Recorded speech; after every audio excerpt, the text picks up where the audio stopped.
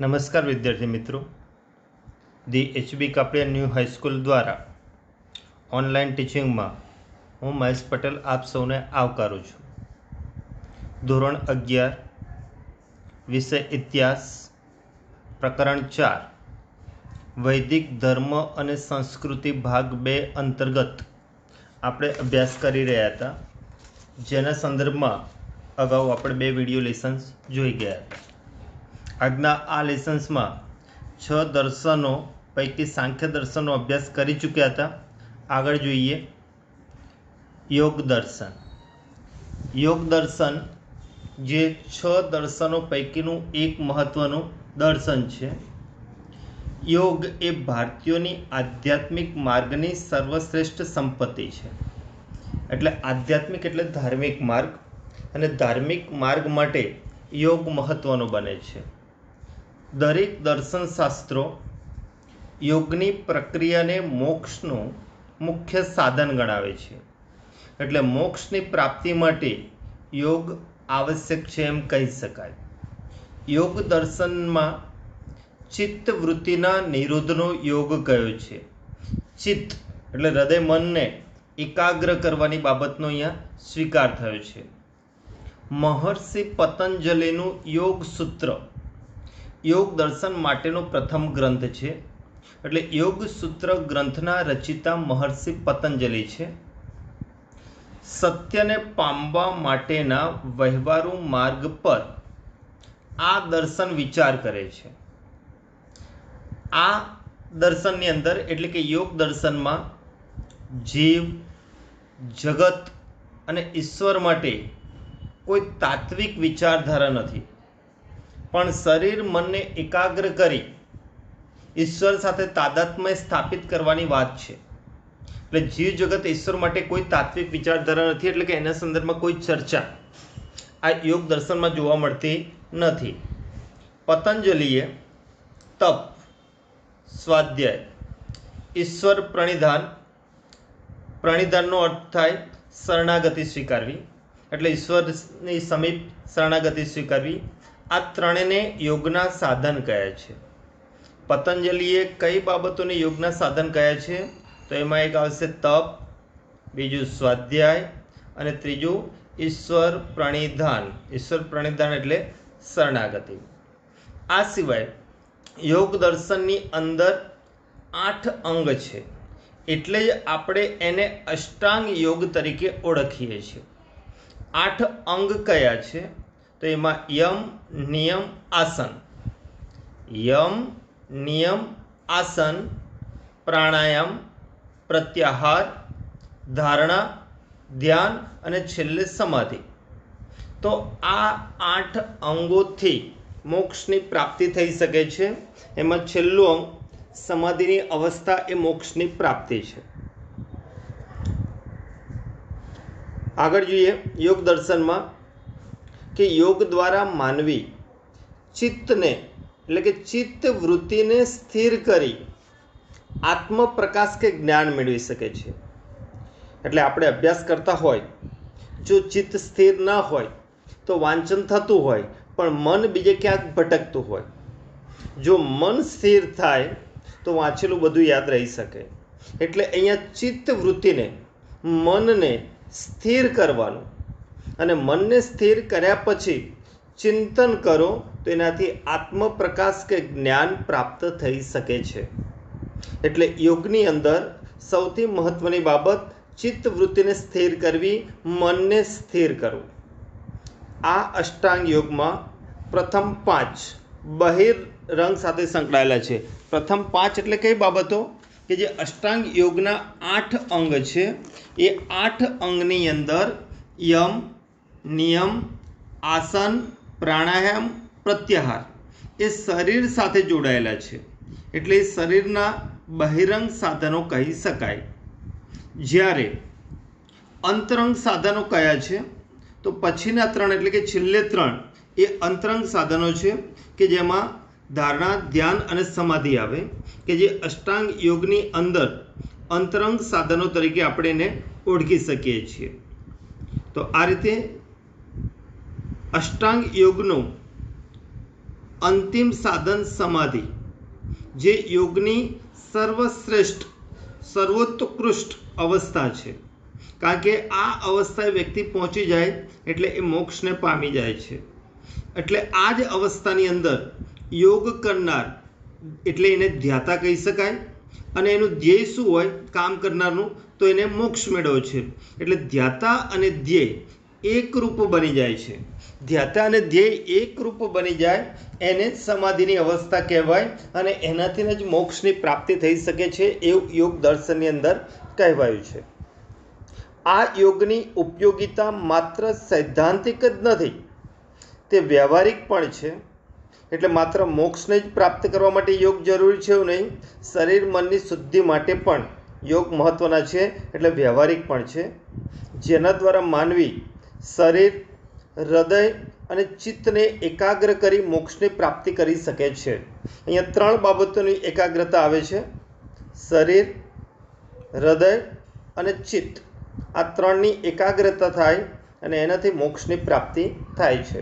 તો 6 દર્શનો પૈકીનું આ મોક્ષ યોગ દર્શન કે જે 3 ગુણના પ્રશ્નમાં પૂછાતો મહત્વપૂર્ણ પ્રશ્ન છે. આગળ બીજું એક દર્શન જોઈએ, ન્યાય, કે જેને ન્યાય દર્શન તરીકે પણ ઓળખવામાં આવે છે. ન્યાય દર્શન છે એ ન્યાય દર્શનોમાં દર્શનશાસ્ત્રોમાં ન્યાયનો અર્થ ઘણો વિશાળ છે. જુદા જુદા આધારો દ્વારા વસ્તુની પરીક્ષા એટલે કે ન્યાય દર્શન, તેને તર્કશાસ્ત્ર કે પ્રમાણશાસ્ત્ર પણ કહે છે. ન્યાય દર્શનને જ બીજા શબ્દોમાં કહે છે તર્કશાસ્ત્ર અથવા પ્રમાણશાસ્ત્ર, કે કોઈ પણ વસ્તુ હોય એનો સ્વીકાર કરીએ તો એના પ્રમાણની પહેલાં ચકાસણી કરીએ છીએ. એટલે પ્રમાણ સિદ્ધ થયા પછી આપણે એનો સ્વીકાર કરીએ એટલે એને પ્રમાણશાસ્ત્ર કહે છે.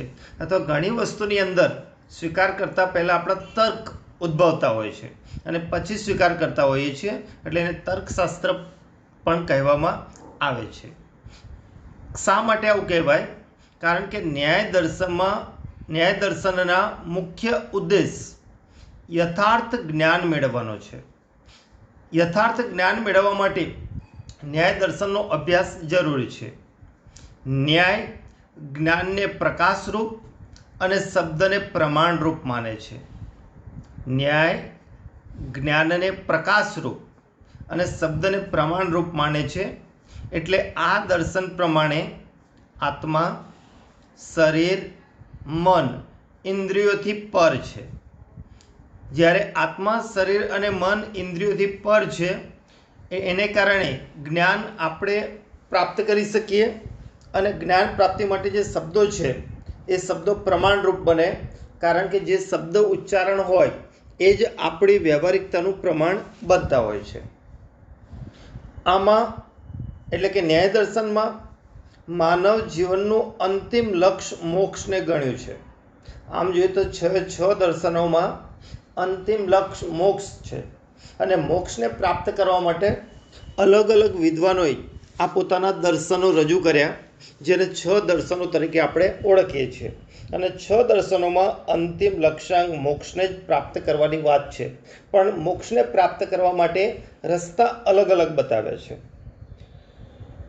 તેમજ ઈશ્વરના અસ્તિત્વની સાબિતી પણ આપી છે, કે ઈશ્વર છે કેવી રીતે છે તેની સાબિતી પણ આ ગ્રંથની અંદર અપાયેલી છે.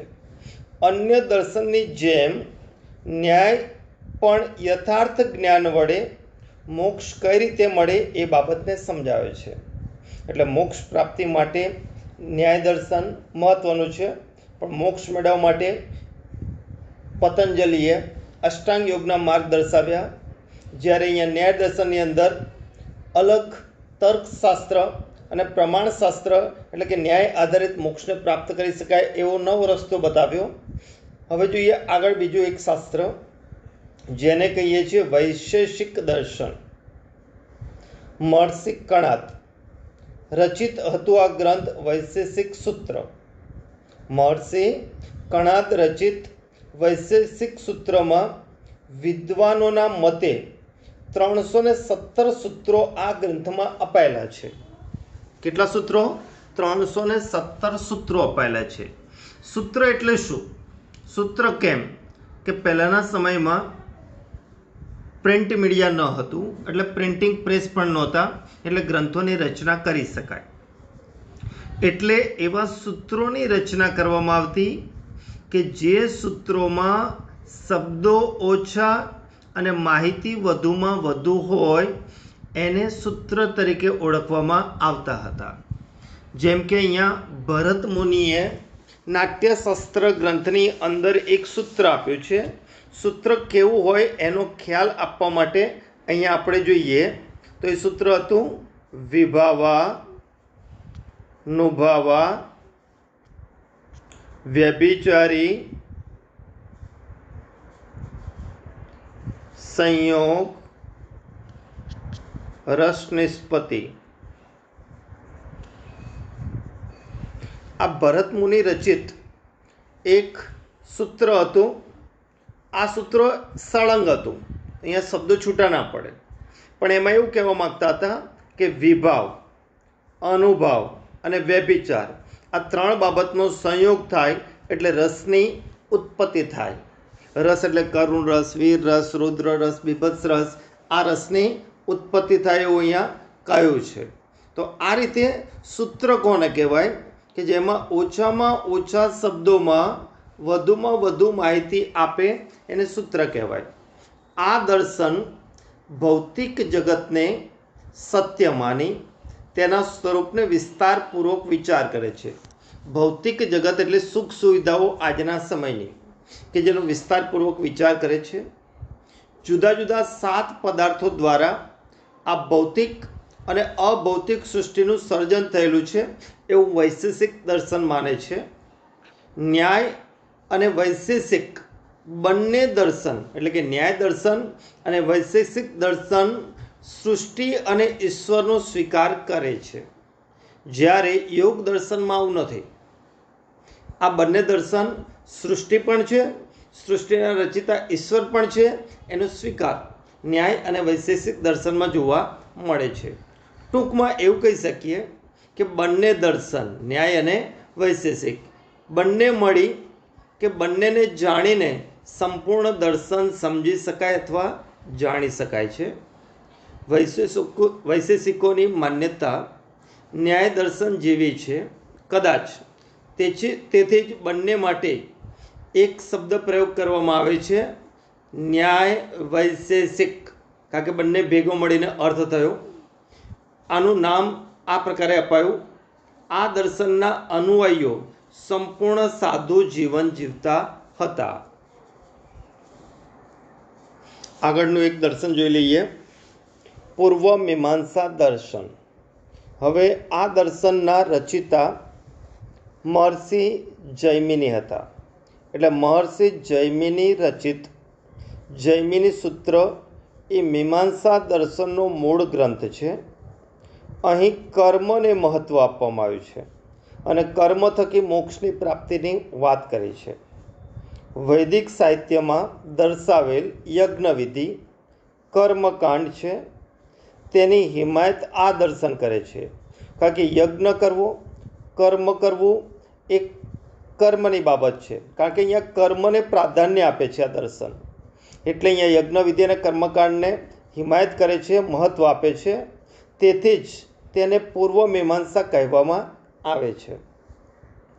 કોઈ પણ કર્મ તેની ફળની ઈચ્છાથી કરીએ તો તેનાથી માનવી પાપ પુણ્યના બંધનમાં પડે છે.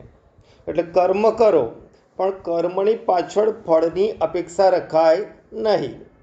જો ફળની અપેક્ષાથી કર્મ કરીએ તો પાપ પુણ્યના બંધનોમાં પડી શકાય. એટલે જેવું કર્મ કરો એવું ફળ મળવાનું જ છે. એટલે કર્મ કરો, ફળની અપેક્ષા ન રાખો એવું આ દર્શનમાં કહેવાયું છે. પરંતુ કર્મની ઈચ્છા વગર કરાયેલ કર્મથી મોક્ષ મળે છે. તમે ઈચ્છા વગર કર્મ કરો તો એનાથી મોક્ષ મળે છે. તેથી દરેકે આત્મજ્ઞાન મેળવવા માટે નિષ્કામ કર્મ કરવું જોઈએ. એટલે કે ફળની અપેક્ષા વગર કર્મ કરવું જોઈએ. આ ગ્રંથમાં કર્મ અને પુનર્જન્મને લગતા અનેક સિદ્ધાંતોની ચર્ચા કરવામાં આવી છે. તેથી તેને બીજા શબ્દોમાં કર્મ મીમાંસા પણ કહે છે. તેથી તે કર્મકાંડનું દર્શન છે. તેથી તેને વ્યવહારવાદી દર્શન પણ કહેવાય છે. એટલે અહીંયા કર્મ મીમાંસા પણ કહે છે, કર્મકાંડનું દર્શન પણ કહેવાય, વ્યવહારવાદી દર્શન પણ કહે છે.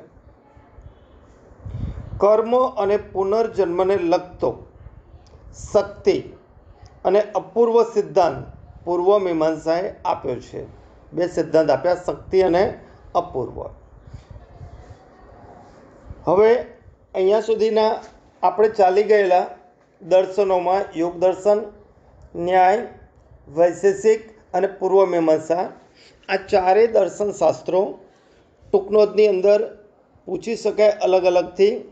એટલે વિદ્યાર્થી મિત્રો, આપ સૌ આ ચાર દર્શનો મોઢે કરીને લખશો, જે રીતે પોઈન્ટ પાડીને આપ્યા છે એ પ્રમાણે. અસ્તુ.